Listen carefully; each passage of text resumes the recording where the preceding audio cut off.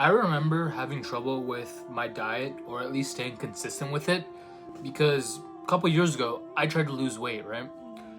And one of the main walls for me in order to lose weight was staying consistent with my diet, because I love a lot of I like food, right? And so throughout the day, right, my mom would be cooking whatever, and I just take small little bites of that food. So maybe she made meat, I'll take a small bite. Maybe she made something else, I'll take these little bites. And throughout the day, they would add up, and it would put me above my calories that I needed to be under, if that makes sense. So in a sense, it's like hidden calories. So you know how there would be certain hidden calories in oils or condiments, or really small things that people don't account for in their caloric calculations or whatever. So for me, again, it would just be small bits of food that I eat throughout the day.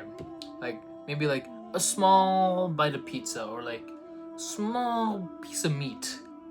And again, they would add up throughout the day, and I'd be above 100 calories, above my daily maintenance.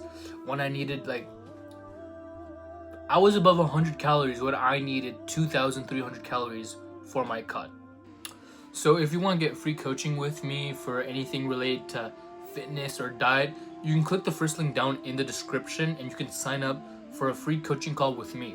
Well, again, I'll help you with whatever fitness or diet related questions that you have. So again, fixing up my diet was the number one thing that helped me lose weight. And anyone who tells you otherwise are completely wrong. Controlling your diet is the best way, in fact, and the only way to lose fat.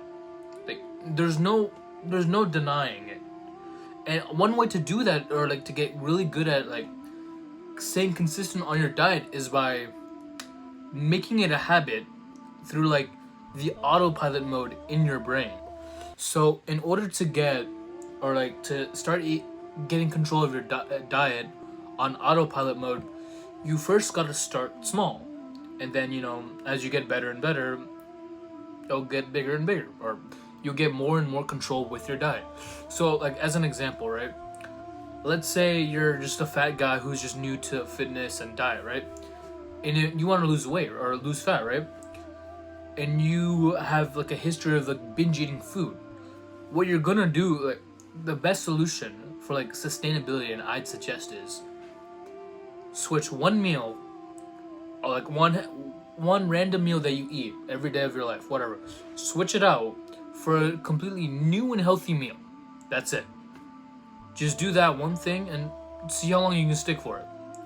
If you could stick for it, I don't know, 5 out of 7, or I don't know, 4 out of 7 days, that's pretty good, because again, previously you used to be a fat guy who's eating nothing but junk food, but now you're eating one healthy food 4 times a week.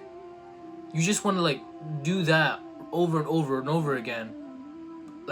It's applying progressive overload. If in the gym, take the guy who's in the gym, or who's new to the gym, right, and he tries to bench press 135 pounds, right. Most likely he won't be able to do it, but he will be able to bench press just 45 pounds, just the bar.